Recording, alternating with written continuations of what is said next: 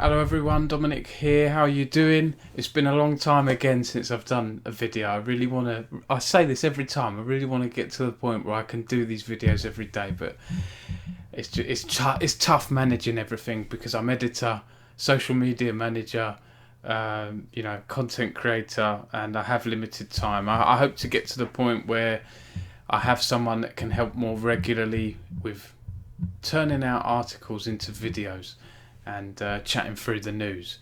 But let's jump into it. So this is an article that I wrote a couple of days ago, and I wanted to chat about this because I think it's an interesting one. I was lucky to get the exclusive on this. I spoke to Williams, the British F1 team, and they told me loads of interesting stuff about their esports plans. They want to invest millions of pounds into it, and they want to double the number of dedicated esports staff they have year on year. Now, I know sim racing is its own niche.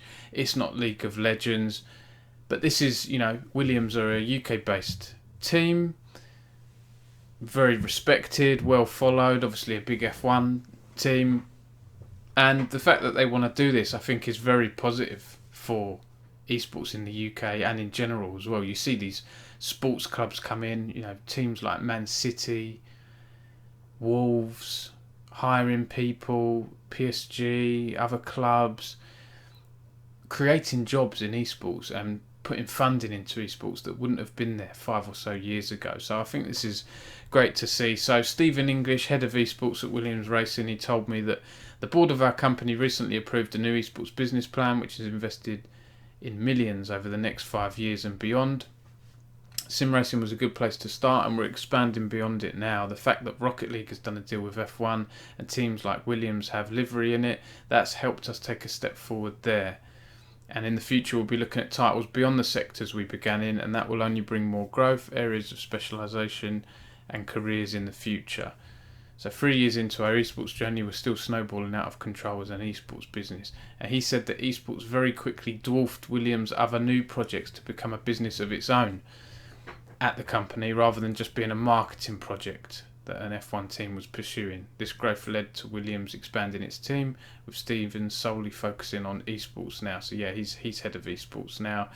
He said, we've gone from having no esports employees just over 3 years ago to 5 permanent people now who are 100% dedicated to esports. We're expecting that number to double year on year in the short term future, and there's a range of skills and areas where those jobs will be. Yeah, so saying they've diversified to the point where they run customer teams for other people, they can host esports events, they're now a broadcaster, and they're going to need a lot more people to help deliver the stuff they've realised they can do. So I find this interesting. So he was speaking to me on a press call for the Esports BTEC qualification from Pearson and the British Esports Association, which is like a level 3 qualification for sort of college age students.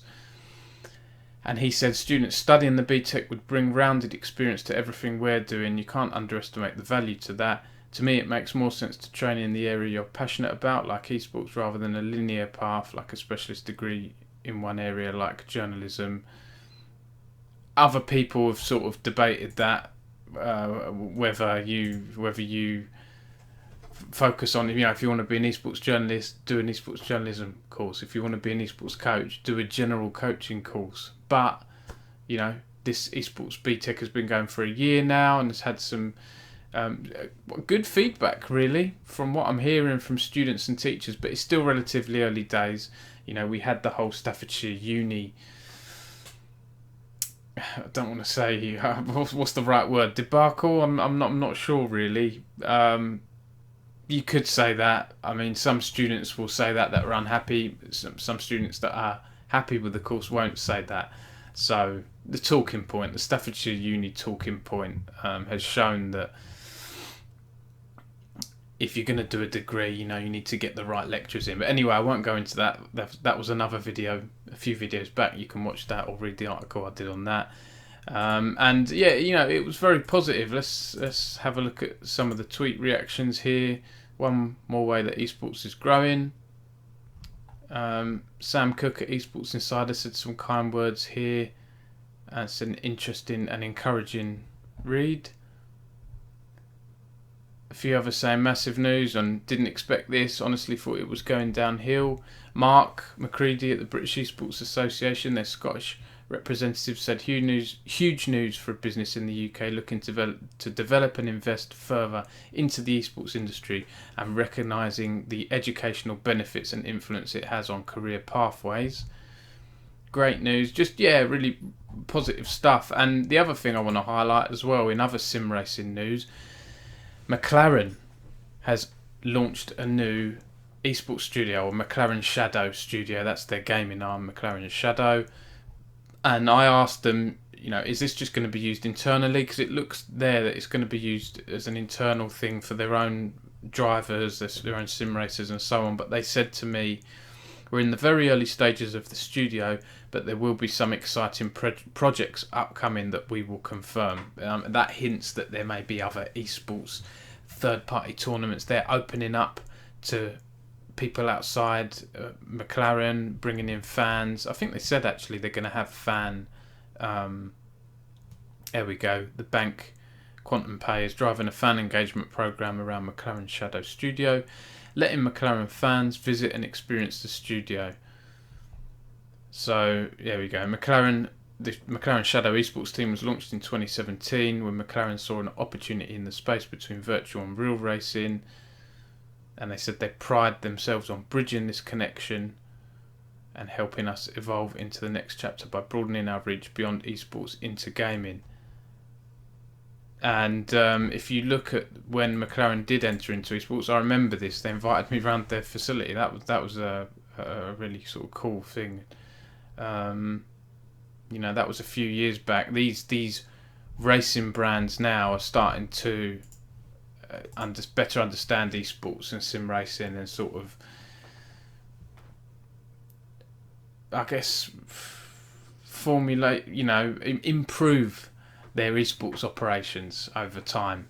It's good to see. Long may it continue. Let's increase the number of jobs in esports in the UK. Let's get funding in from these big sporting companies that have millions of pounds to invest.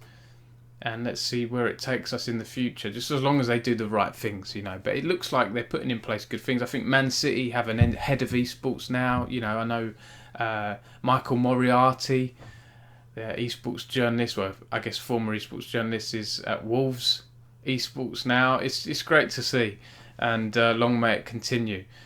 So thank you for watching, everyone. That was it, really. Just a little one.